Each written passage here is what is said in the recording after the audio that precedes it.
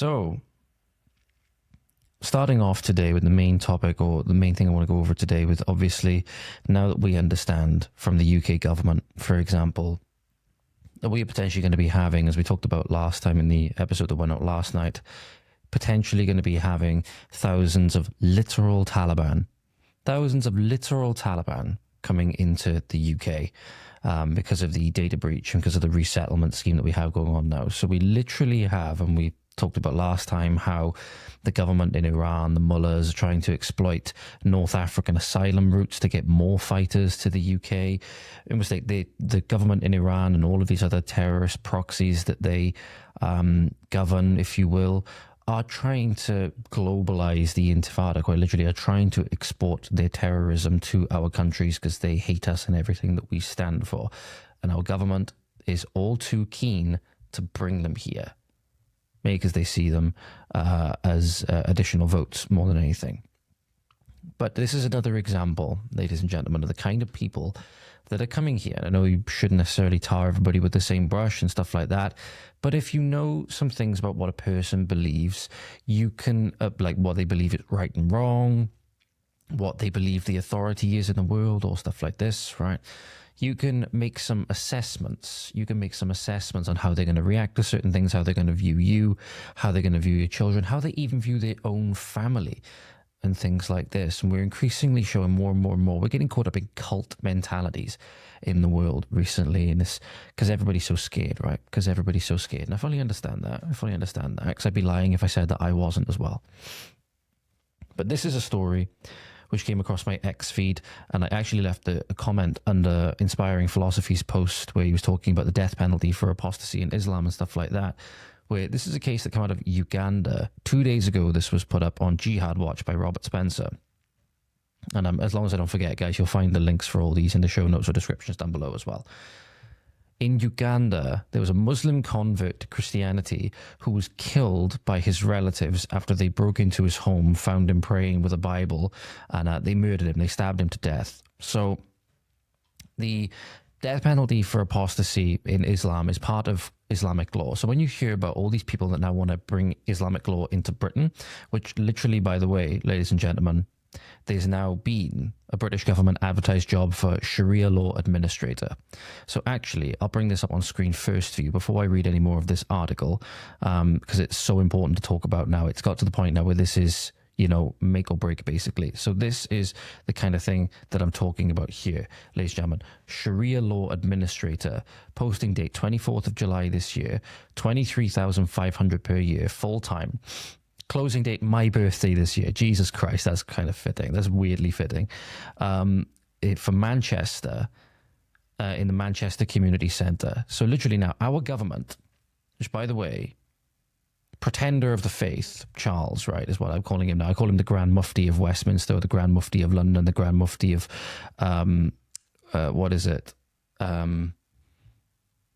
England. From England's Grand Mufti, because he's basically converted to Islam. They're actively showing they're supporting bringing this law in. So they're capitulating. Our defenders, what should be the defenders of the faith, right, and the faith being Christianity, have now completely capitulated, right? They've given themselves over to Satan, basically. But from the Quran, it says here, they wish you would disbelieve as they disbelieved, so you would be alike. So do not take from among them allies until they emigrate for the cause of Allah. But if they turn away, then seize them and kill them wherever you find them, and take not from among them any ally or helper. There's Quran 489. There's also a hadith listed here depicting Muhammad as saying, quote, whoever changed his Islamic religion, then kill him. It's from Bukhari 984-57.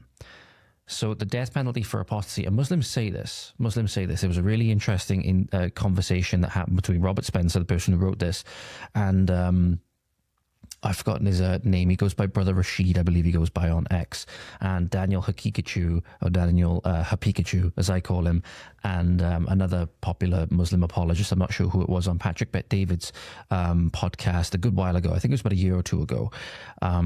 Two Christians versus two Muslims, and literally said in an Islamic state, the because one of the Christians is a Muslim apostate, and the Muslim apologist literally said, in an Islamic state, you would be killed.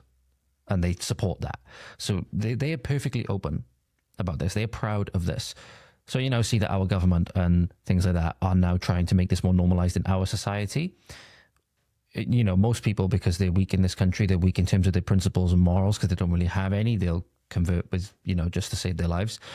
But yeah, this is the thing. This is colonization. This is colonization and imperialism. This is Islamic imperialism.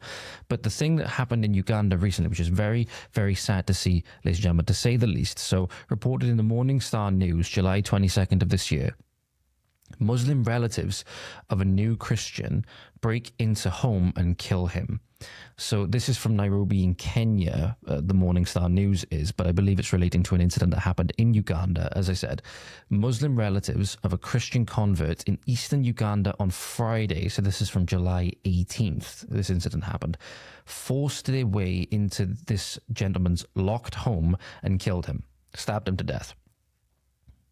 So in April, I believe it was a gentleman by the name of Kasaja Abdul Maliki of Kaliro Village in Kaliro District, had locked himself in his house during a Friday mosque service to pray and study the Bible when his Muslim relatives burst in and stabbed him to death. His nieces said. He was 37.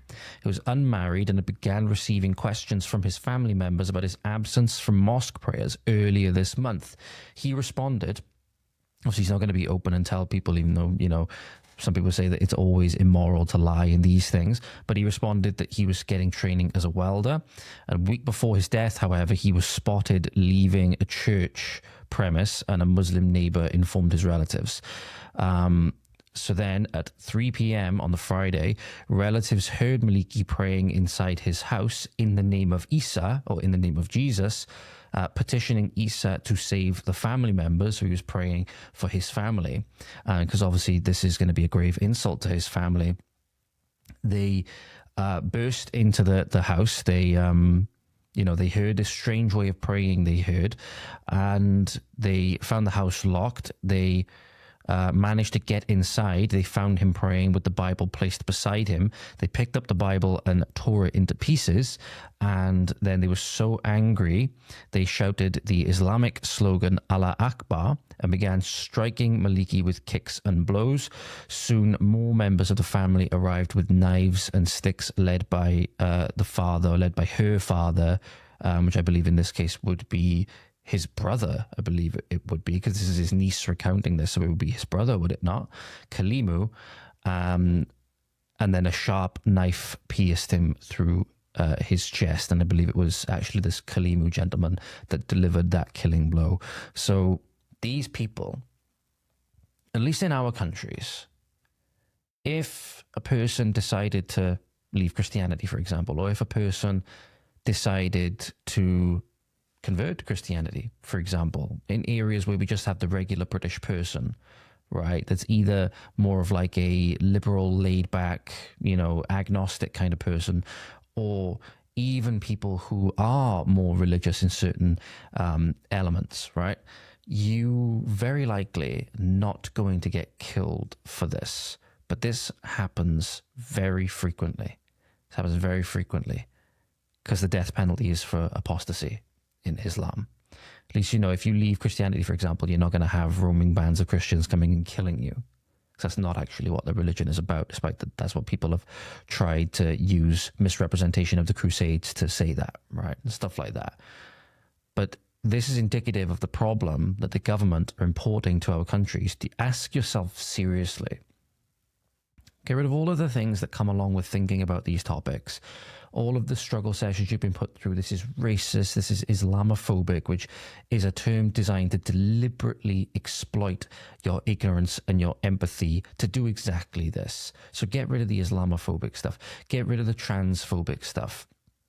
It's all a weaponized term to stop you from asking legitimate questions about these things, because they know if you ask legitimate questions about these things, the narrative that they want to push and the objective that they are trying to attain will fall apart, because people will see it for the con that it truly is. Okay? Ask yourself seriously, do you want this?